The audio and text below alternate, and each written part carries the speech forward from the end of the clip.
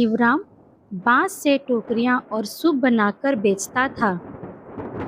सुबह निकलता तो शाम तक मेहनत करता, लेकिन कई बार पूरा दिन बीत जाता और एक भी टोकरा नहीं बिकता। फिर भी उसके चेहरे पर कभी शिकायत नहीं दिखती थी।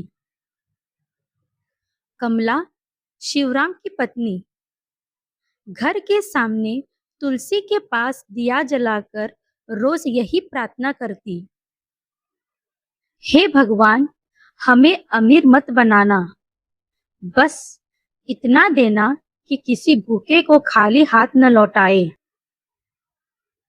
उनका घर बहुत छोटा था। बरामदे में दो पुरानी चारपाइयां, एक मिट्टी का चूल्हा और एक लकड़ी की अलमारी थी। छत जगह जगह से टपकती थी, इसीलिए बारिश के दिनों में पूरा घर बर्तनों से भर जाता। उस शाम बादल कुछ अलग ही लग रहे थे।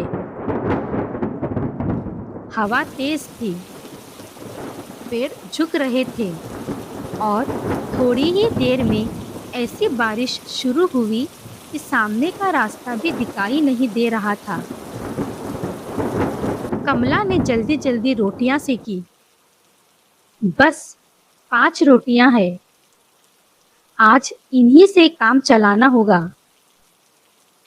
हम 4 लोग हैं, एक रोटी बच जाएगी, कल सुबह मुन्ना खा लेगा। इतने में दरवाजे पर दस्तक हुई। इतनी रात को कौन आ सकता है? शिवराम ने दरवाजा खोला। बाहर 3 लोग खड़े थे और बाहर बहुत तेज बारिश हो रही थी। एक लगभग 70 साल का बूढ़ा, उसके साथ 15-16 साल की एक लड़की और लगभग 10 साल का एक लड़का। तीनों पूरी तरह भीगे हुए थे। बेटा, सुबह से चल रहे हैं, कहीं जगह नहीं मिली। अगर रात भर बैठने की जगह मिल जाए तो बड़ी मेहरबानी होगी। भीतर आइए, पहले आग के पास बैठिए। ऐसे ही रात बढ़ने लगी। सभी लोग बैठे थे। कमला ने 5 रोटियां 6 हिस्सों में बांट दी। बूढ़ा यह देखकर बोला, बहू, तुम लोग भी खाओ। हमने पहले खा लिया है। लेकिन सच यह था कि उसने और शिवराम ने एक कौर भी नहीं खाया था। वे बूढ़े की नजर दीवार पर टंगी एक पुरानी तस्वीर पर गई। वह अचानक चुप हो गया। कुछ देर बाद उसने पूछा, यह तस्वीर किसकी है? मेरे पिता की। जब मैं छोटा था तब उनका देहांत हो गया। बूढ़े के हाथ कांपने लगे। उसने तस्वीर को ध्यान से देखा। उसकी आंखों से आंसू बह निकले। क्या हुआ बाबा? बूढ़ा कुछ नहीं बोला। पूरी रात वह तस्वीर को देखता रहा।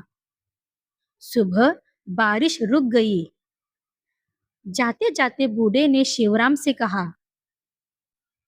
अगर तुम्हें बुरा न लगे तो क्या मैं दोबारा कभी इस घर आ सकता हूँ? शिवराम ने कहा, बाबा, यह घर आपका भी है। बूढ़ा वहां से इतना कहकर चला गया। ऐसे ही 3 महीने बीत गए।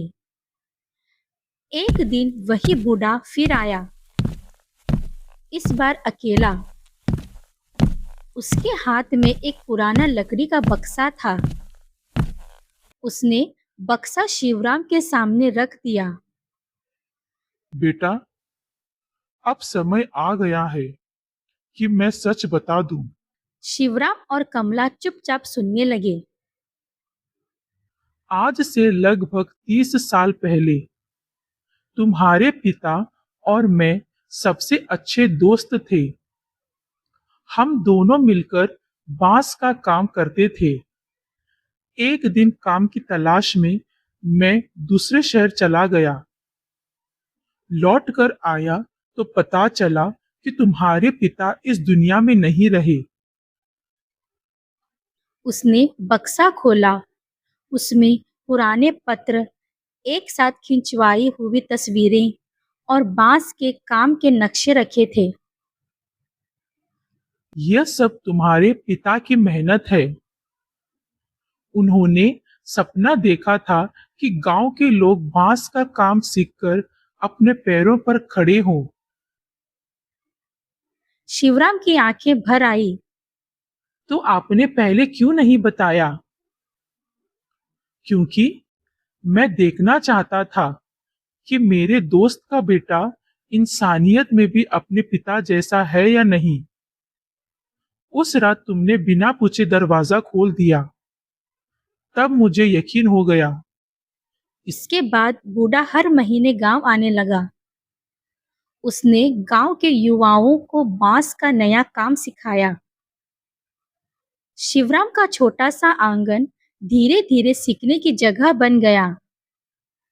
गांव के कई बेरोजगार लड़के लड़कियां बांस से सुंदर सामान बनाना सीखने लगे। कुछ ही महीनों में पूरे गांव के बने सामान शहरों तक बिकने लगे। अब शिवराम का घर पहले जैसा गरीब तो था, लेकिन वहां हमेशा हंसी, काम और लोगों की आवाज रहती थी।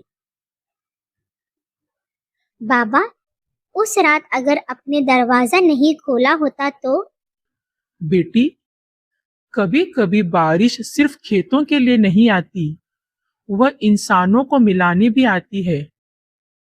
भगवान, हमारा घर हमेशा छोटा रहे तो रहे, लेकिन हमारे दरवाजे और दिल कभी छोटे मत करना। अगर आपको यह कहानी पसंद आई हो तो लाइक करें, शेयर करें और चैनल को सब्सक्राइब करना ना भूलें। धन्यवाद।